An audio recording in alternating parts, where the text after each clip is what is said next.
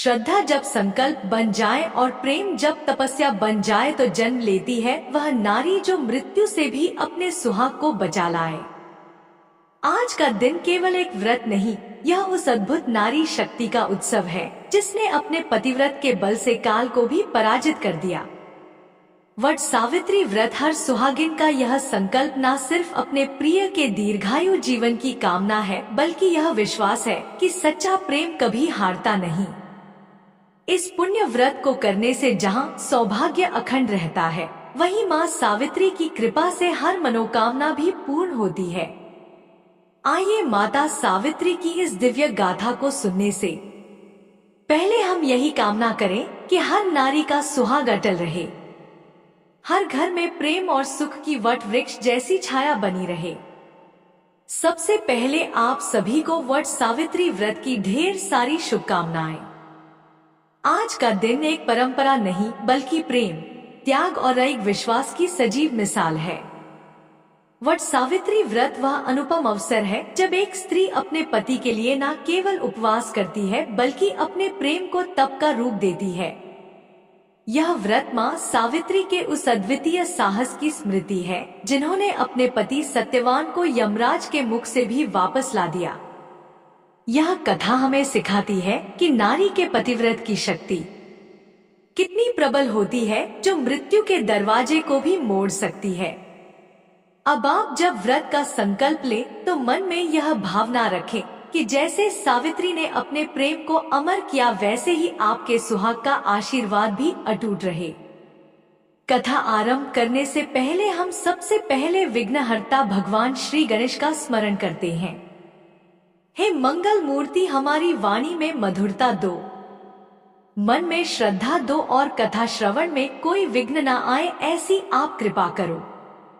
अब हम माता सावित्री और सत्यवान का आह्वान करते हैं, जिनकी अटल निष्ठा और सच्चे प्रेम ने स्वयं यमराज को झुका दिया। हे मां सावित्री, हमें भी वही शक्ति दो, वही विश्वास दो जिससे हमारा सुहाग, हमारा परिवार सदा सुरक्षित रहे। हम ब्रह्मा जी का भी आह्वान करते हैं, हे सृष्टिकर्ता, इस पावन अवसर पर हमारे जीवन में शुभ संकल्पों का सृजन करो। अब हम त्रिदेवों श्री ब्रह्मा, विष्णु और महेश का भावपूर्ण आह्वान करते हैं कि वे हमें धर्म, भक्ति और संयम के मार्ग पर चलने की प्रेरणा दें। हे भगवान विष्णु, हमारे परिवार में समृद्धि और सौभाग्य बना रहे। हे भगवान शिव, हमारे जीवन में शांति, सहनशीलता और विवेक बना रहे। अंत में हम सभी देवी देवताओं से, अपने पितरों से प्रार्थना करते हैं कि यह व्रत सफल हो, हर स्त्री के मन की हर मंगल कामना पूर्ण हो और यह कथा केवल एक कहानी ना बनकर हमारे जीवन की प्रेरणा बन जाए। हे देवो, कृपया इस कथा में उपस्थित होइए और अपने आशीर्वाद से इसे पूर्ण कीजिए। एक बार देवी पार्वती जी ने महादेव जी से कहा, है देवताओं के भी देवता, जगत के पति शंकर भगवान प्रभास क्षेत्र में स्थित ब्रह्मा जी की प्रिया जो सावित्री देवी हैं, आप कृपया उनका चरित्र मुझसे कहिए, जो उनके व्रत का महात्म्य हो और उनके संबंध का इतिहास हो और जो स्त्रियों के पतिव्रत को देने वाला, सौभाग्यदायक और महान उदय करने वाला हो। तब भगवान शंकर ने कहा, है देवी प्रभास क्षेत्र में स्थित सावित्री के असाधारण चरित्र को मैं आपसे कहता हूँ। हे माहेश्वरी, सावित्री स्थल नामक स्थान में राजकन्या सावित्री ने जिस प्रकार से उत्तम वट सावित्री व्रत का पालन किया, उसका यथावत वर्णन करता हूँ। कथा के अनुसार एक समय की बात है, मध्य देश में अश्वपति नाम के एक धर्मात्मा राजा का राज्य था। उनकी कोई भी संतान नहीं थी। तब राजा ने संतान प्राप्ति हेतु यज्ञ करवाया। कुछ समय बाद उन्हें एक कन्या की प्राप्ति हुई जिसका नाम उन्होंने सावित्री रखा। विवाह योग्य होने पर सावित्री ने दमत्सेन के पुत्र सत्यवान को पति रूप में वरण किया। सत्यवान वैसे तो राजा का पुत्र था, लेकिन उनका राजपाट छीन गया था और अब वह बहुत ही दरिद्रता का जीवन जी रहे थे। उनके माता पिता की भी आंखों की रोशनी चली गई थी। सत्यवान जंगल से लकड़ियां काट कर लाते और उन्हें बेचकर जैसे तैसे अपना गुजारा कर रहे थे। जब सावित्री और सत्यवान के विवाह की बात चली तब देवर्षि नारद ने सावित्री के पिता राजा अश्वपति को बताया कि सत्यवान अल्पायु है और विवाह के 1 वर्ष बाद ही उनकी मृत्यु हो जाएगी। हालांकि राजा अश्वपति सत्यवान की करीबी को देखकर पहले ही चिंतित थे और सावित्री को समझाने की कोशिश में लगे हुए थे। नारद मुनि की बात ने उन्हें और भी अधिक चिंता में डाल दिया, लेकिन सावित्री ने उनकी एक भी नहीं सुनी और वे अपने निर्णय पर अडिग रहीं। उन्होंने अपने पिता से कहा कि वे अपने जीवन में एक बार अपने पति का वरण कर चुकी हैं।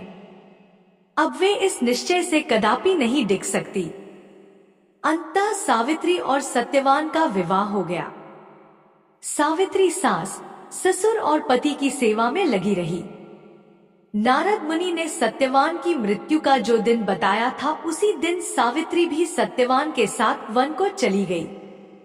वन में सत्यवान लकड़ी काटने के लिए जैसे ही पेड़ पर चढ़ने लगे, उनके सिर में असहनीय पीड़ा होने लगी और वह सावित्री की गोद में सिर रखकर लेट गए।